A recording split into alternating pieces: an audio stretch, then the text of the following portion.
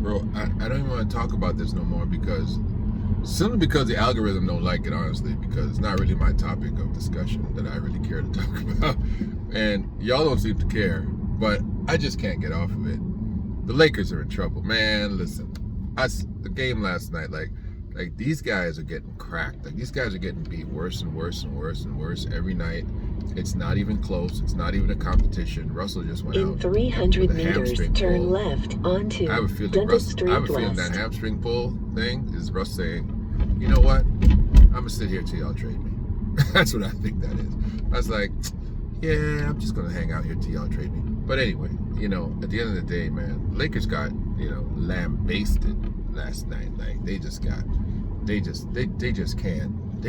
play Turn left. at this level of NBA basketball with those set of geriatrics. I mean, they can't do it, man. They can't do it. They can't do it. They can't do it. They can't do it. And I have never heard of I've never seen such mismanagement. I've never heard of it in the NBA in such a franchise. To be so obtuse, to be so, just basketball retarded, to realize that, Patrick Beverley can't save you, bro. Why would you think Patrick Beverley could save you? Before you go and you take your proven MVP candidate,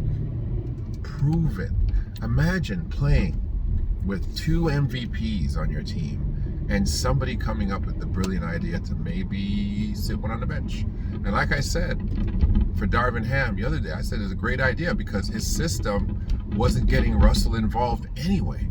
So it's like, yeah, you might as well just have Russ just run the second unit so he can at least be himself. But Russ went down. And so now, what do you got? Like, what do you really got? Like, and I can't understand. Like, it doesn't fit basketball wisdom. Okay? Forget about what the analytics say. Throw it out the window. Forget about what you've seen in preseason. Forget about the attitudes. Just listen to me say this one thing. Just listen to me, please. And all you haters of Russell Westbrook, just listen to me to say this one thing. Does it make sense? This is basketball wisdom.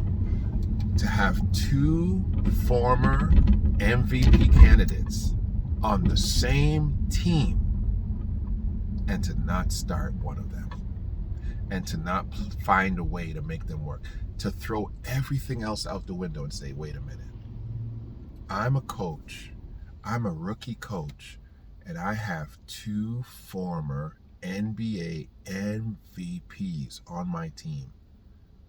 Like, who else can say that? Brooklyn can't say it. Philadelphia can't say it. Who can say, I've got 2 NBA MVPs on my team? Like you have a leg up on the whole world when you can say that. So you got to sit down and say, okay, I'm going to stay in the lab until I can figure out a way to make these 2 MVPs play together. I'm going to take these guys out for breakfast. I'm going to have spa treatments. I'm going to bring in a psychologist. I'm going to do anything in my power because these 2 guys are MVPs. And this is the last thing that Darvin Ham has to think about. I'm going to be the coach. They said Darvin Ham had 2 MVPs, bro, and couldn't make the playoffs. Darvin Ham had 3 Hall of Famers on his team and couldn't make the playoffs. Darvin Ham was getting beat by 30 points. Darvin Ham is going to be known as the worst NBA coach in the history of the NBA because he's going to be the reason that LeBron James' legacy becomes irrelevant. Wow. And it's not, he's dragging on, he's not just going to drag everybody else down. This is why I'm saying he's not just going to drag LeBron James down, he's going to drag everybody else down. He's going to drag all those guys down. And this is why I said the other day, did I say it to y'all? I don't know if I said it to y'all. But great teams require great coaches. The NBA it's great that they want to hire these black coaches. It's great that they want to give guys an opportunity, ex-players, and all that stuff. But when it comes time to driving this type of high-tech machinery, that makes up for an NBA super team. An NBA super team, because that's really what that is. That's a super team, right? Those old school, they're old school now. An old school super team. Built in the off season, not built through draft, built in the off season, and made to slap together a bunch of guys to have a super team and to hopefully win a championship. That old method that we know doesn't work anymore. You need professional drivers. Excuse me. You need a professional driver.